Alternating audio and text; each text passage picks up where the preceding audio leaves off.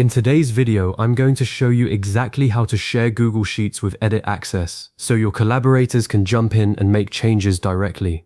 Google Sheets is an incredibly powerful tool for real-time collaboration, and knowing how to grant the right level of access is essential whether you're managing a team project, planning an event with friends, or working on a budget with your family.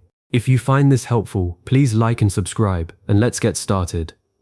There are two main ways to give someone edit access to your Google Sheet, and I'm going to walk you through both. The first method, which I strongly recommend for most situations, is sharing with specific people. This is the most secure approach because only the Google accounts you explicitly invite will be able to see and edit your spreadsheet. No one else, even if they somehow get a link, can get in. So let's start there. Open your document in Google Sheets and look in the top right corner for the Share button. It's usually blue or has a silhouette of a person with a plus sign. Click that and a pop-up window will appear. In the text box at the top, type the email addresses of the people you want to add.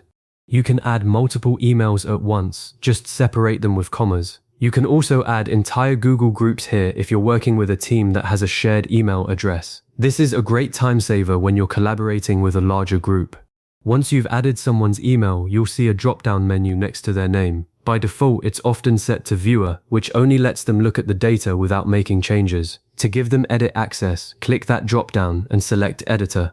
This is the key step. Editor permission allows them to change the data, add or remove rows and columns, and even share the document with others if you choose to allow that later. It's the full collaboration power. Below that, you'll see a checkbox that says Notify People. I recommend keeping this checked so they get an email invitation with a direct link to the sheet. If you uncheck it, they won't receive any notification, and you'll need to tell them yourself that the spreadsheet is ready. When you're ready, click Send. That's it for method 1. You've now privately and securely shared edit access with specific individuals. Now let's move into method 2, which is sharing via a public link. This is a faster way to collaborate, especially if you're working with a large group or don't have everyone's email addresses handy. But I want to be really clear here. This method allows anyone who has the link to edit your document, even if you've never met them. That means if the link gets shared on social media, posted in a public chat, or forwarded to the wrong person, they can change your data. So use this carefully and only when you're confident it's appropriate. To set this up, click the Share button again, just like before. In the pop-up window, look toward the bottom for the section labeled General Access. By default, it will say Restricted. Click the drop-down arrow next to that and change it to Anyone with the link. As soon as you do this, a new drop-down will appear to the right. That's where you control what people with the link can actually do.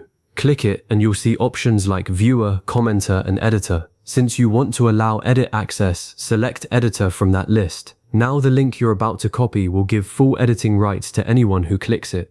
Finally, click the Copy Link button at the bottom of the window. You can then paste that link into an email, a chat message, a text, or even a shared document. Whoever receives it just needs to click the link, and they'll be able to edit the sheet immediately without any further approval from you. Just keep in mind that they won't get an email notification like they would with the first method. You're responsible for letting them know the link exists. Also, you can always change this back to restricted later if you need to lock things down again.